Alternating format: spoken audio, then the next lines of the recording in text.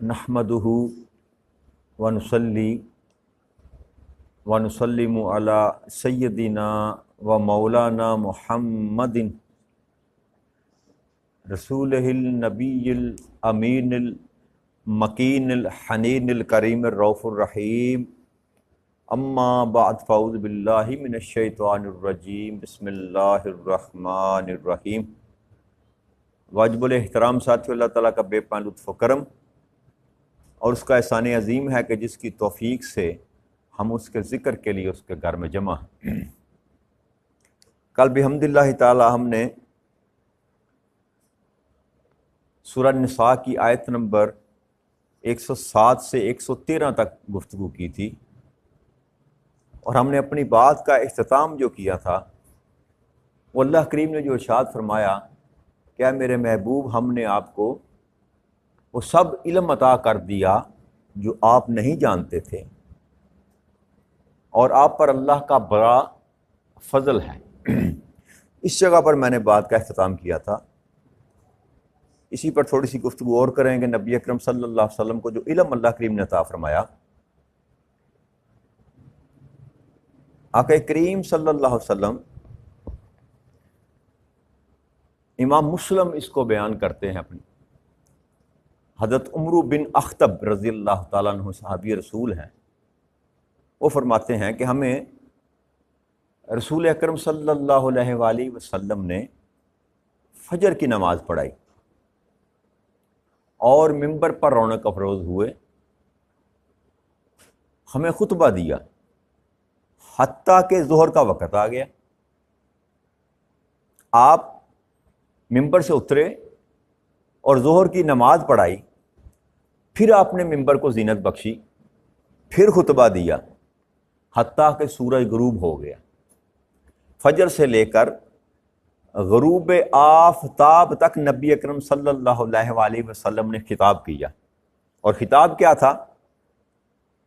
वो जो रब्बे करीम ने यहाँ फरमाया ना, मा लम तकुन तालम मा काना व मा यकून, के ऊपर आक़ा करीम सल्लल्लाहु अलैहि वसल्लम ने सारी गुफ्तगू की। जो अल्लाह करीम ने अपने हबीब को इल्म अता किया तो फजर से लेकर मगरिब तक आप बयान करते चले गए। और फिर हज़रत इब्ने अब्बास रज़ियल्लाहु ताला बयान फरमाते हैं कि आक़ा करीम सल्लल्लाहु अलैहि वसल्लम ने इरशाद फरमाया कि आज रात मेरा रब तबारक व तआला मेरे पास बहुत ही हसीन सूरत में आया। नबी अकरम सल्लल्लाहु अलैहि वसल्लम को अल्लाह करीम ने ख्वाब में ज़ियारत करवाई। तो अल्लाह करीम ने फरमाया कि या मुहम्मद, क्या आप जानते हैं कि ये जो मुकर्रब फरिश्ते हैं, मेरी कुर्बत में रहने वाले मलाइका जो हैं, किस चीज़ पर बहस कर रहे हैं?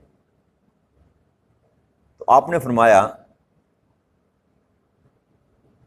कि नहीं, मैं नहीं जानता। आक़ा करीम सल्लल्लाहु अलैहि वसल्लम फरमाते हैं कि उसके बाद रब्बे करीम ने अपना हाथ मेरे दोनों कंधों के दरमियान रखा, हत्ता कि मैंने उसकी ठंडक अपने सीने के दरमियान महसूस की। और फिर फरमाते हैं, सो मैंने जान लिया जो कुछ आसमानों में था और जो कुछ ज़मीनों में था। फिर अल्लाह ताला ने फरमाया, क्या मोहम्मद सल्लल्लाहु अलैहि वसल्लम, क्या आप जानते हो कि मुकर्रब फरिश्ते किस चीज़ पर बहस कर रहे हैं? तो मैंने कहा हाँ। तो आक़ा करीम सल्लल्लाहु अलैहि वसल्लम ने फरमाया कि जब रब्बे करीम ने मुझे मेरे कंधों के दरमियान हाथ रखा तो उसके बाद जो कुछ आसमानों ज़मीनों में था वो सारे का सारा मैं जान गया। अल्लाह करीम ने सारा इल्म मुझको अता कर दिया।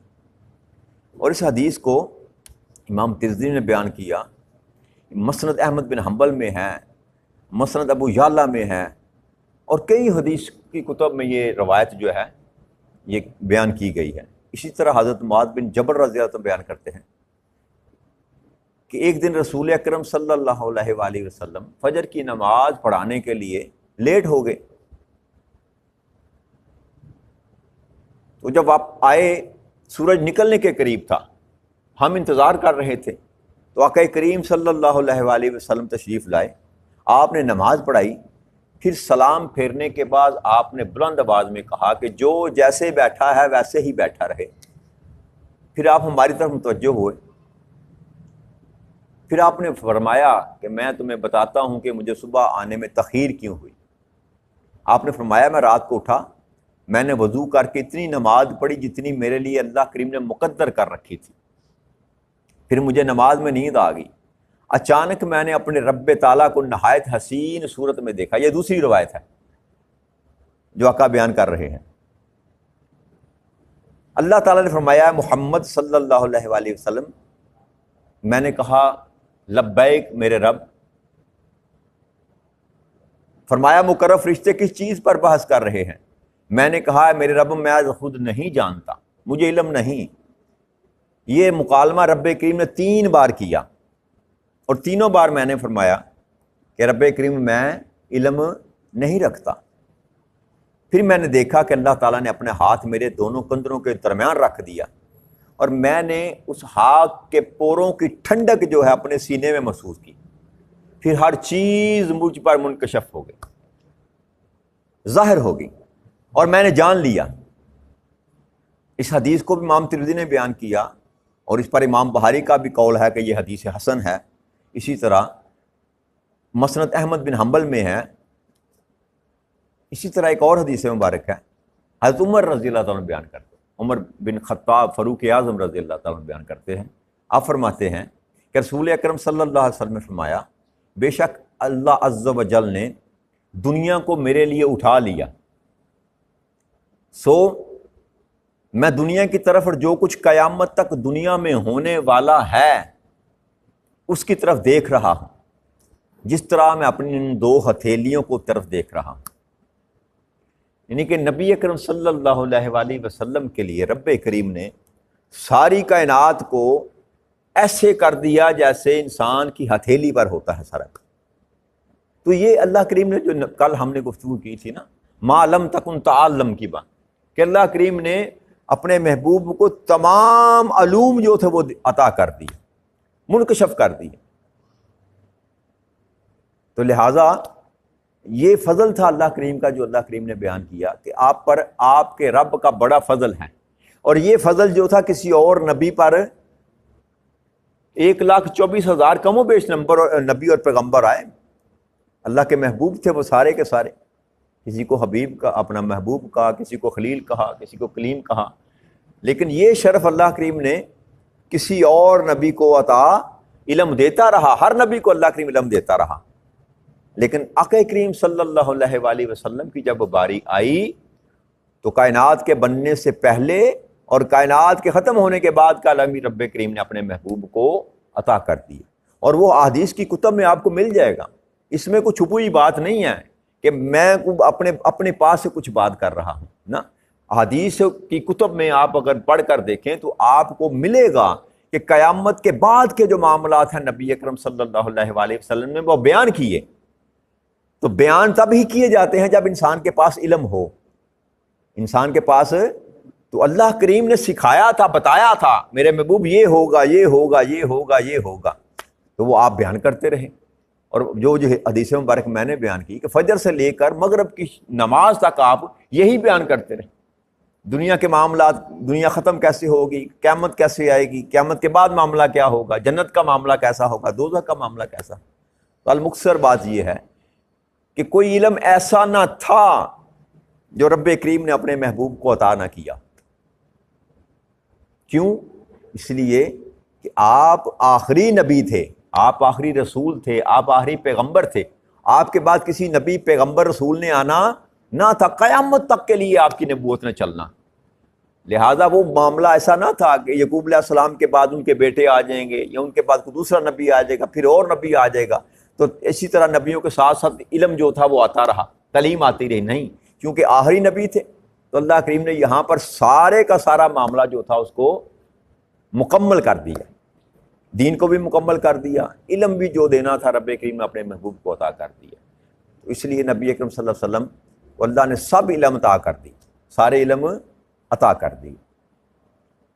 آگے اللہ کے ارشاد فرماتے ہیں آیت نمبر 114 میں، لا خیر فی کثیر من نجواہم الا من امر بصدقۃ او معروف او اصلاح بین الناس ومن یفعل ذلک ابتغاء مرضات اللہ فسوف نؤتیہ اجرا عظیما۔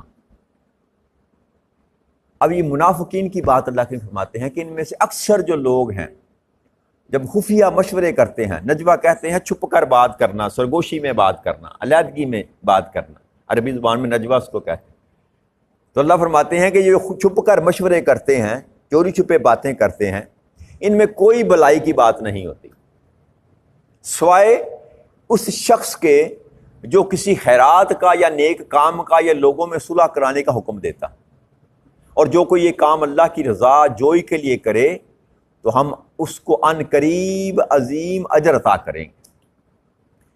اب یہاں اللہ کریم نے پہلی بات کی کہ سرگوشی میں یا چھپ کر رات کے اندھیرے میں کونوں خدروں میں چھپ کر جو کانا پھوسی کی جاتی ہے نا، اللہ فرماتے ہیں کم ہی ہے جس میں خیر کی کوئی بات ہوتی، خیر کی بات جو چھپ کر کی جاتی ہے اس میں خیر کی بات نہیں، کم ہی ہوتی ہے، بلائی نہیں ہوتی۔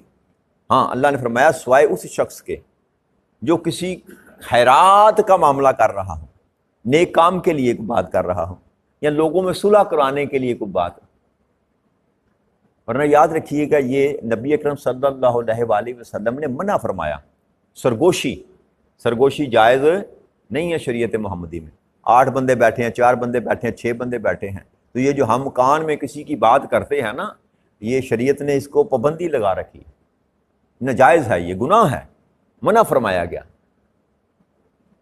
علیحدہ کا بات کرنی ہے کان میں کسی سے تو اس کو باہر لے جائیں، علیحدہ لے جائیں جا کر اس سے بات۔ محفل میں منع فرمایا گیا کہ محفل میں بیٹھ کر کسی کے کان میں سرگوشی مت کیا کرو، تو یہ بھی منع فرمایا ہے کیونکہ اس سے تذلیل ہوتی ہے دوسرے لوگوں کی جو بیٹھے ہوئے ہیں، ان کی انا مجروح ہوتی ہے۔ تو یہ اللہ نے فرمایا کہ جو خیر کا کام کرتا ہے، خیر کے کام کے لیے اگر علیحدہ میں کوئی بات کرتے ہیں کسی جگہ پر بیٹھ کر، یا کوئی نیک کام کرنے کے لیے، یا کسی کا معاملہ درست کرنے کے لیے، کسی کا جھگڑا ختم کرنے کے لیے، کسی کی صلح کروانے کے لیے، تو یہ اچھے کام ہے۔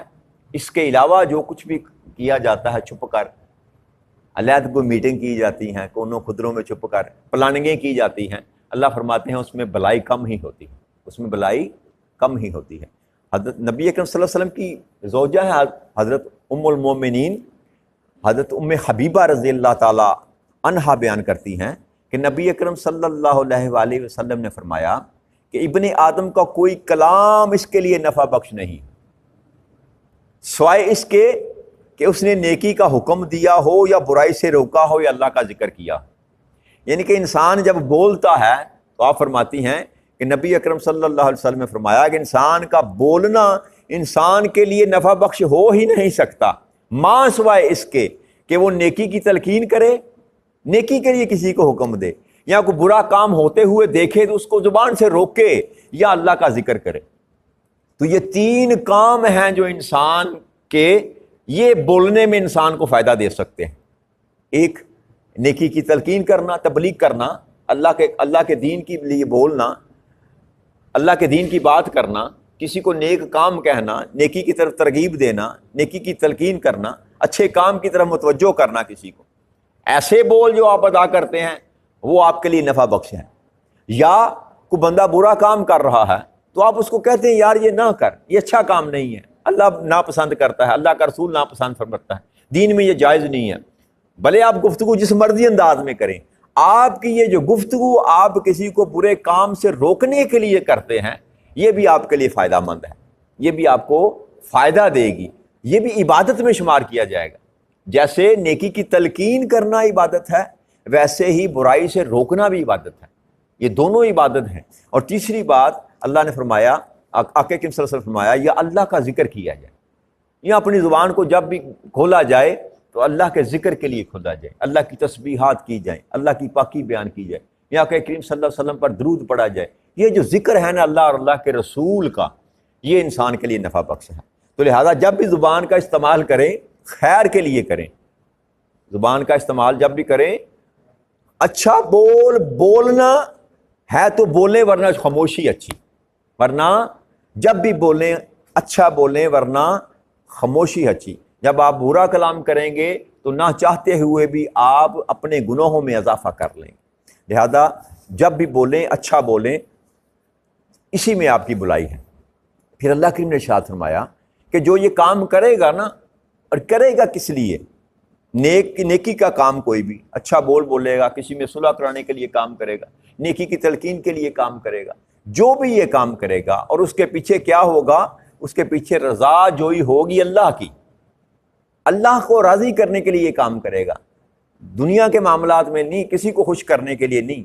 کسی کا جھگڑا ہے تو اس جھگڑے کو ختم کرنے کے لیے محض اللہ کے لیے کرے گا، کہ اللہ یہ چاہتا ہے کہ دونوں کے درمیان محبت کا معاملہ کیا جائے، اللہ یہ چاہتا ہے کہ ان کے درمیان صلح کرا دی جائے۔ اللہ کی رضا کے لیے جب آپ کوئی بھی کام کرتے ہیں، تو اللہ فرماتے ہیں پھر ہم کیا کریں گے؟ جو بندہ ہماری رضا کے لیے دنیا میں کام کرے گا، ان قریب عظیم اجر عطا کریں گے ہم ان کو۔ یہ رب کریم کا وعدہ ہے کہ جو میری رضا کے لیے کام کرے گا، پھر قیامت کے دن اس کو میں اجر عظیم عطا فرماؤں گا۔ جو دنیا میں کسی کی حاجت پوری کرے گا، میں قیامت کے دن اس کی حاجت پوری کروں گا۔ جو دنیا میں کسی کے عیب پر پردہ ڈالے گا، میں قیامت کے دن اس کے عیبوں پر پردہ ڈالوں گا۔ جو دنیا میں کسی پر رحم کرے گا، میں قیامت کے دن اس پر رحم کروں گا۔ تو اللہ کریم جو ہے نا، جیسا آپ معاملہ کریں گے خیر کا، اللہ کریم اس ویسا ہی آپ کے ساتھ خیر کا معاملہ کریں گے۔ اور پھر جو اجر عظیم اللہ نے فرمایا، یہ وہ ہے کہ جو اللہ کریم آپ کے کیے ہوئے سے بڑھ کر آپ کو عطا کرے گا، جس کو فضل کہتے ہیں۔ جو آپ نے کیا وہ تو لٹائے گا، اس کے بعد اپنے پاس سے تم کو دے گا، اگر آپ اللہ کو راضی کرنے کے لیے جو ہے وہ کام کرتے ہیں۔ آگے اللہ کریم نے ارشاد فرمایا، وَمَن يُشَاقِقِ الرَّسُولَ مِن بَعْدِ مَا تَبَيَّنَ لَهُ الْهُدَىٰ وَيَتَّبِعْ غَيْرَ سَبِيلِ الْمُؤْمِنِينَ نُوَلِّهِ مَا تَوَلَّىٰ وَنُصْلِهِ جَهَنَّمَ وَسَاءَتْ مَصِيرًا۔ کہ اب جو شخص رسول اکرم صلی اللہ علیہ وآلہ وسلم کی مخالفت کرے، آپ پر ہدایت آ جانے کے بعد، آپ کی ہدایت کی بات سن لینے کے بعد، جو بندہ آقا کریم صلی اللہ علیہ وسلم کی مخالفت کرے اور مسلمانوں کی راہ سے جدا راہ کی پیروی کرے، تو ہم اس سے گمراہی کی طرف پھیر دیں گے، پھیرے رکھیں گے جدھر وہ پھر گیا، اور بالآخر اسے دوزخ میں ڈالیں گے، اور وہ بہت ہی برا ٹھکانہ ہے۔